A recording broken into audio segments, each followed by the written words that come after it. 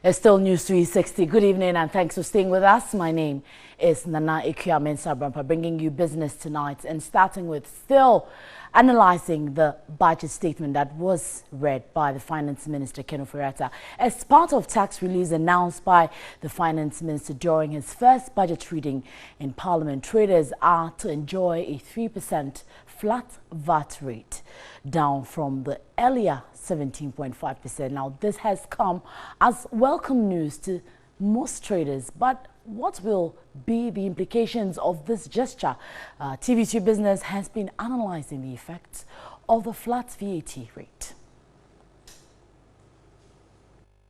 In the 2017 government financial statement, to respond to the request of the Ghana Union of Traders Association, the flat VAT rate system is a special method for collecting and accounting for value-added tax or national health insurance levy.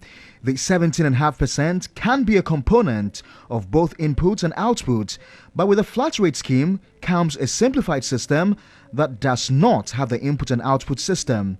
So you pay that one and that ends it because you are not getting any input.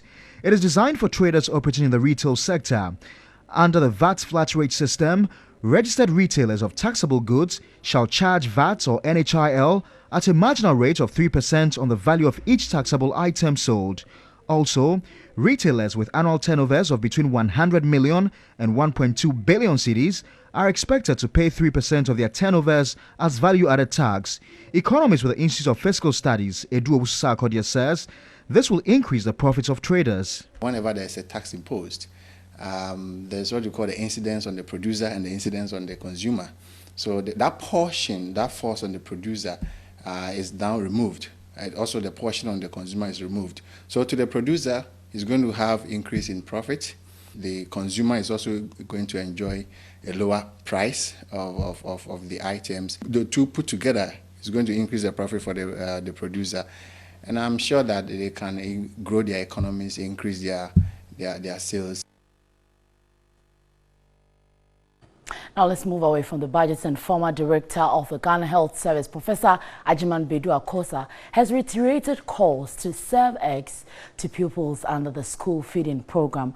Now, the launch of the National Egg Campaign in Accra, he noted this will help reduce malnutrition among children and increase awareness of the nutritional value of eggs.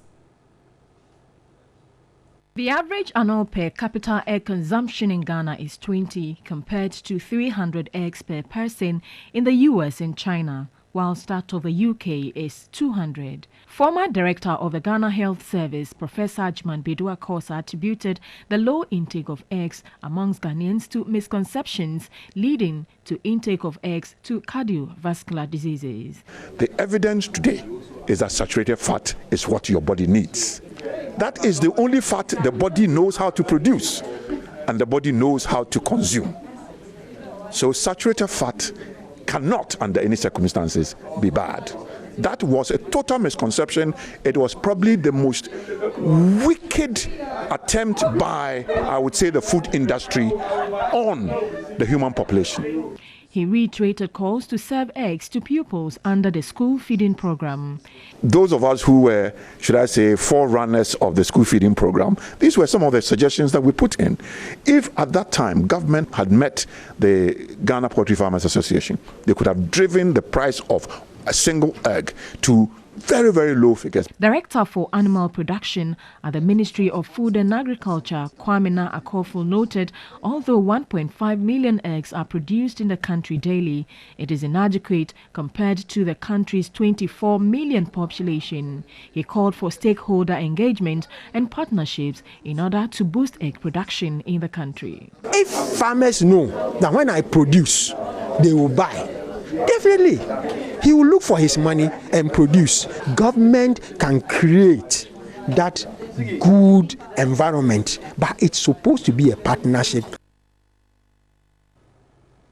The National Lottery Authority has launched a corporate book which chronicles the journey of the authority in contributing towards national development. Dubbed The Journey So Far, the book provides an in-depth assessment of the NLA over the past years.